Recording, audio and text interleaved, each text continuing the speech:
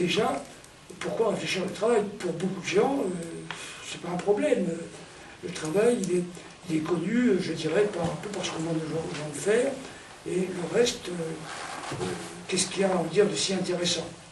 Alors je pense que les gens qui ont des responsabilités dans l'accompagnement, direction des ressources humaines, ils n'ont pas cette vision si simpliste, mais enfin, c'est un problème que l'on a rencontré et que l'on rencontre encore. Hein. Montrer que le travail, c'est beaucoup plus compliqué qu'on ne le pense.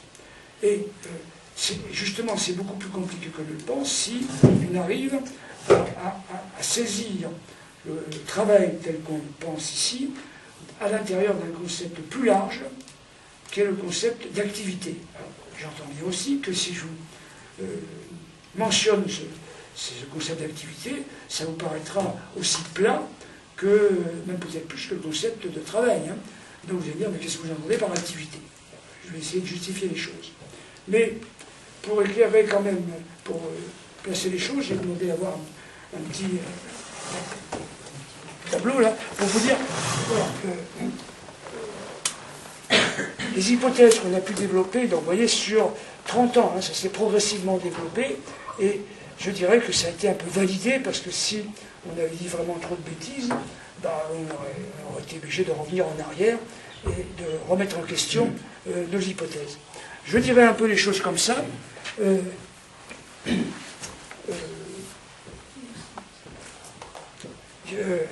C'est là où, évidemment, je suis obligé de prendre un peu de distance, mais enfin, je dirais qu'il y a un ensemble le plus large possible que je vais appeler l'ensemble de la vie, du vivant.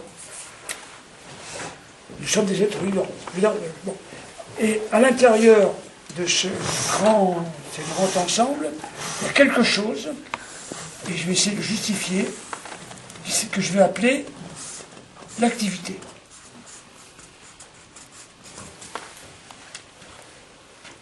Et donc je vais expliquer pourquoi ça me paraît être le propre de nous, êtres vivants. C'est-à-dire que, du point de vue anthropologique, parce que vous avez aussi des anthropologues qui vont venir, donc on peut bien faire, je dirais que je les définirais comme des êtres d'activité.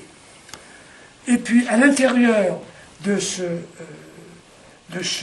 ensemble, il y a un ensemble alors, beaucoup plus flou. Il n'y a pas de frontières très nettes. D'ailleurs, là, il n'y a pas non plus de frontières absolues. On pourra en discuter, mais que j'appellerais le travail.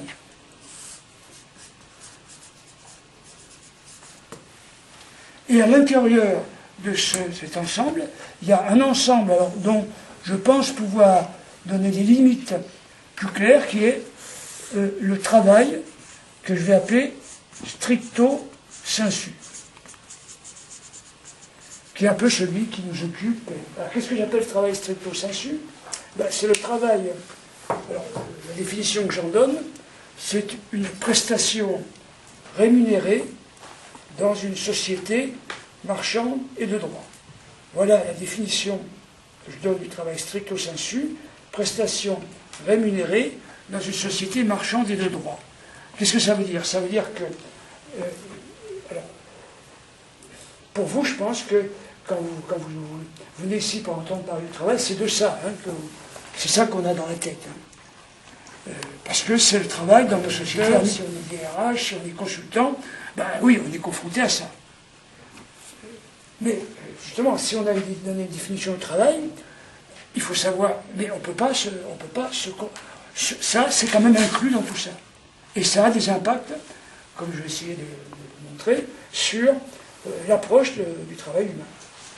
Alors, travail stricto sensu, c'est-à-dire que vous comprenez bien qu'il s'agit là du travail qui est échangé contre une rémunération monétaire, donc on circule la circulation monétaire, hein, et dont... Donc pourquoi je dis une société marchande et de droit? Parce que c'est une société où le travail est une marchandise, hein, puisqu'on vend, comme disait l'autre, la force de travail. On est rémunéré pour une activité qu'on met à disposition, et l'échange, que les juristes appellent synagmatique, l'échange est régi par des dispositifs juridiques. Alors, l'exemple, on est, oui, monsieur, vous êtes très, comment dire, vous avez beaucoup de raisons de savoir ça, mais bon, c'est le contrat de travail, hein, par exemple. Le contrat de travail illustre mieux le travail stricto sensu. Mais je mets là-dessus aussi par exemple, le travail indépendant, le travail artisanal, mais il y a aussi échange d'activités contre argent. Simplement, le travail stricto sensu relève du code du travail, les autres peuvent relever du code du commerce ou d'autres dispositifs juridiques. Si on s'interroge sur ce qui différencie l'espèce humaine de l'animalité, on m'avait demandé est-ce qu'il y a du travail animal, hein? Une question intéressante, hein, mais... Alors je vais expliquer pourquoi au sens où il n'y a pas d'activité animale. Ça paraît peut-être paradoxal, mais pourquoi? Parce que, du moins, il n'y a pas de travail, au sens où je définis, animal, même s'il y a, oui, des formes d'activité pour produire la subsistance, pour produire la vie. Mais ce qui est le propre de l'humanité, alors, par contre, je verrai dans cette expression, c'est que, et ça c'est assez incontestable, c'est que l'espèce humaine va dénaturaliser la signification pour elle de ce que c'est que vivre. Alors, je ne sais pas si cette formule vous paraît abracadabrante, mais je pense qu'on peut la justifier tout à fait. Il n'est pas écrit dans nos gènes, il n'est pas écrit dans le patrimoine génétique que, par exemple, et là je remonte au premier temps de l'humanité, hein, enfin des premiers humains, encore que justement on ne sait jamais exactement où ça commence. Hein. C'est pour ça que la frontière n'est pas absolue entre, disons, l'animalité et l'humanité. Il y a des débats très pointus d'anthropologues. Bon, enfin, en gros, les groupes humains, il n'est pas écrit dans nos gènes qu'on doit, par exemple, vivre de cette manière, s'habiller de cette manière, chasser de cette manière, produire des outils, les premiers bifaces, les premiers galets aménagés. Ça, et autant d'ailleurs de créations qui vont produire de l'histoire, même très lente. Donc ça, qu'on le veuille ou non, à partir des groupes humains, on ne peut pas dire ce que c'est que vivre, comment on va se reproduire, comment on va se vêtir, comment on va se nourrir, à partir, disons, d'un patrimoine héréditaire qui se reproduit de génération en génération, y compris, on peut dire, dans les plus proches de nous, c'est-à-dire les grands singes, même si aujourd'hui on parle un peu de culture des grands singes, c'est intéressant. Enfin, vous voyez ce que je veux dire? C'est-à-dire que là, on échappe à une naturalité de la manière de ce que c'est que vivre. Ça, je crois que c'est incontestable. Hein. Et ça ne se produit pas dans aucune espèce animale. Alors on pourrait donc raffiner dans certains cas, mais c'est quand même aux marges hein, pour certaines populations de grands singes. Alors pourquoi ça va nous amener au travail? Ben, ça va nous amener au travail parce que si, à un certain moment de l'histoire du vivant, il y a des groupes qui ont à produire la signification de ce que c'est que vivre, qui ne peuvent plus vivre à un certain moment sans fabriquer des premiers outils. C'est plus possible. Si à un certain moment une population humaine ne fabrique plus d'outils, elle ne peut plus vivre. Parce qu'elle ne peut pas revenir en arrière, c'est plus possible. Donc, ça veut dire qu'il faut à ce moment-là qu'il y ait un univers, et le mot est là, un univers très important, une norme, qui assure collectivement la reproduction collective de cette vie. Puisque ça ne va pas de soi, puisque ce n'est pas inscrit dans nos gènes, il faut que chaque groupe humain s'organise en quelque sorte, se transmette par contrainte, enfin par tous les moyens, mais pour qu'on puisse, génération après génération, reproduire la façon essentielle dont on va se nourrir, se reproduire, habiter, chasser, alors chasser de telle manière, quel sexe d'ailleurs, quel va être le rôle de chacun des sexes, rien de ça n'est fixé dans nos gènes. Je ne sais pas si ça paraît incontestable. Ce qui fait que, c'est une phrase d'un anthropologue célèbre qui s'appelle « Contrairement aux autres animaux sociaux, les hommes ne se contentent pas de vivre en société, ils produisent de la société pour vivre. » Ils produisent de la société pour vivre.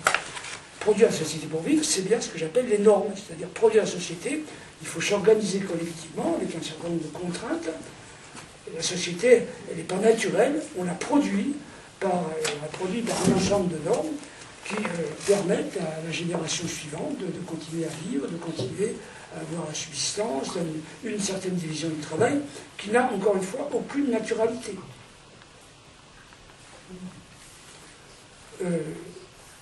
Donc, c'est d'ailleurs pour ça que je crois que on ne peut pas parler de travail animal au sens où il n'y a pas des normes collectivement instituées dans une population animale, parce que, bien sûr, on peut dire qu'il y a du travail animal, il y a des sociétés animales fantastiques, mais on peut dire que leur organisation de survie, elle est quand même un héritage de leur patrimoine génétique. Elle n'est pas liée à des créations de normes, et l'important dans cette affaire, c'est que, comme ce n'est pas naturel, les normes qui permettent la vie sont instituées à un certain moment de l'histoire de l'humanité. Si ce n'est pas naturel, ça veut dire que ça a commencé à exister, qu'on n'y échappe pas. Si vous demandez dans les milieux académiques, quand naît le travail, à partir de quand naît le travail, quelle est la naissance du travail? Qu'est-ce que travailler? Ben oui, mais quand est-ce qu'on a commencé à travailler? Vous voyez qu'il y a... moi, j'ai dit un petit peu les raisons pour lesquelles l'activité, c'est-à-dire s'organiser collectivement pour assurer sa vie, ça commence avec les premiers groupes humains. Maintenant, plus précisément, le travail comme production de la vie matérielle, production d'objets, quand ça commence. Et pour avoir travaillé depuis longtemps sur la question, je ne sais pas ce que vous en pensez, mais moi je vois au moins, selon les spécialités de mes collègues, 3 naissances différentes du travail.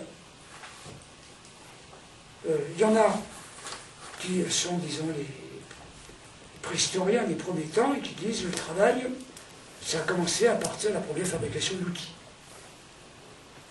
C'est vrai que, alors on pourra dire oui, mais est-ce qu'il n'y a pas des outils chez l'espèce animale? Bon, là, on pourrait discuter, hein.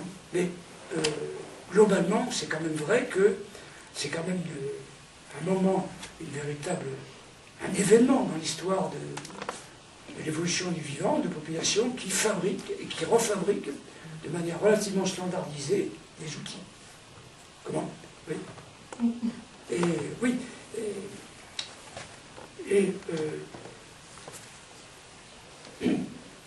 Bon, donc que certains disent le travail naît à ce moment-là, pourquoi pas? C'est sa justification.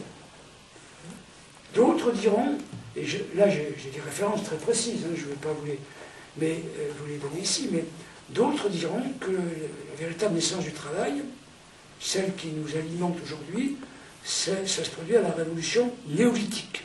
Je ne sais pas très bien si vous avez des souvenirs ou si vous avez fréquenté ces anciens temps. Attention, ces anciens temps, c'est hier, hein, c'est moins 7500 avant Jésus-Christ, disons à peu près Moyen-Orient, Syrie, Palestine. Alors que le travail, l'ancienne naissance, c'est 2,5 millions d'années, hein, les premiers outils. Bon, alors, et pourquoi pas? Parce que, disent, vous savez, c'est le moment où la révolution néolithique, c'est le début de l'agriculture. C'est les premiers villages, c'est les premières sédentarisations. Comment? Oui. C'est à la fois les premières sélections des espèces végétales et animales. Et donc, à ce moment-là, c'est légitime de dire que le travail scande la vie sociale, c'est-à-dire les rythmes, les moments, les saisons.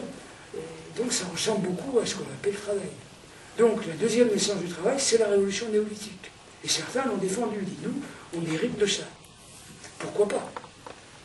Ça aussi, sa justification. Et puis la troisième naissance du travail, c'est celle que j'ai indiquée, du moins par le travail stricto sensu. C'est celle qui nous permet, par exemple, de dire il y a le temps de travail, il y a le temps hors travail. Oui, cette distinction, elle est toute récente. Dire je vais au travail, je vais travailler, qu'est-ce que c'est de travailler? Jusqu'à la fin du XVIIIe siècle, début du XIXe, personne ne pouvait dire je vais aller travailler.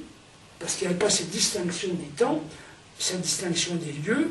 Peu à peu, il va y avoir des lieux dédiés au travail, ça va être les manufactures, les usines, les fabriques, ou les bureaux, et puis des temps qui sont d'autant plus distingués que justement ils sont pris dans le contrat de travail, enfin dans un dispositif juridique, voilà le temps que vous allez passer, aujourd'hui on dirait sous subordination juridique. Bon, voilà, alors vous voyez que il y a 3 naissances possibles, et moi je refuserais qu'on commence à parler du travail uniquement avec le stricto sensu. Non seulement parce que sur la planète, il y a beaucoup de gens qui travaillent et qui ne sont pas sur ce régime formel, je dirais. Bon, ça peut être 30 ou 50% des populations dans certains pays du Sud.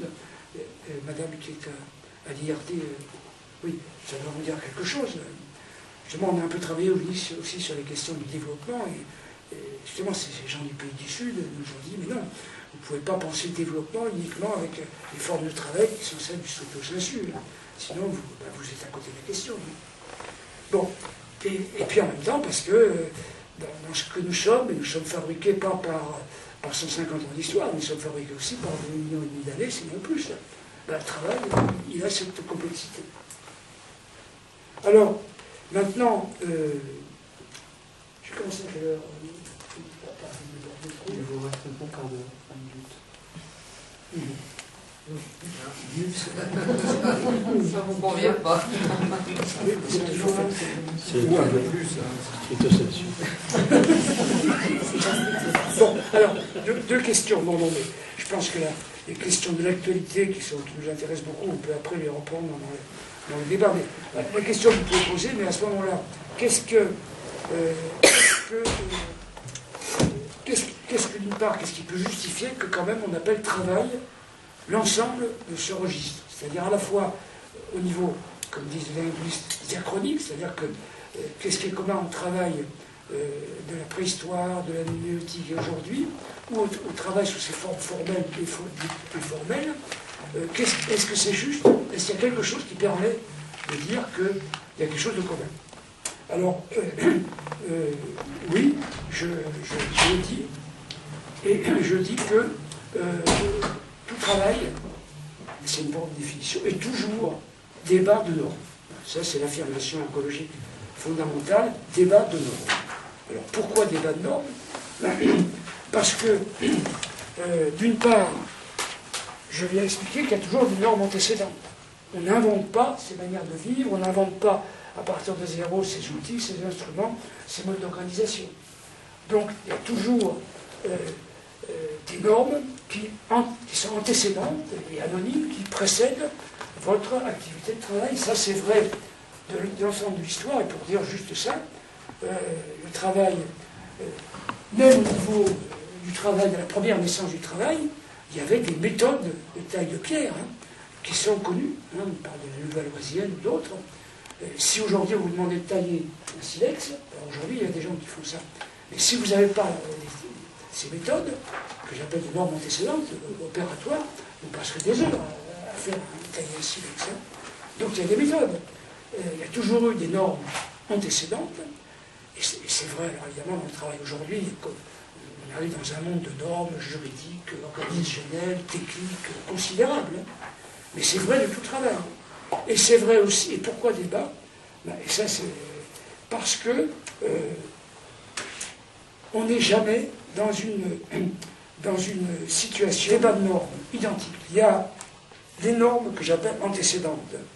Et dans une entreprise aujourd'hui, vous avez donc les normes, des normes opérationnelles. Alors, aujourd'hui, ça évolue beaucoup. Vous aviez des normes plutôt tayloriennes.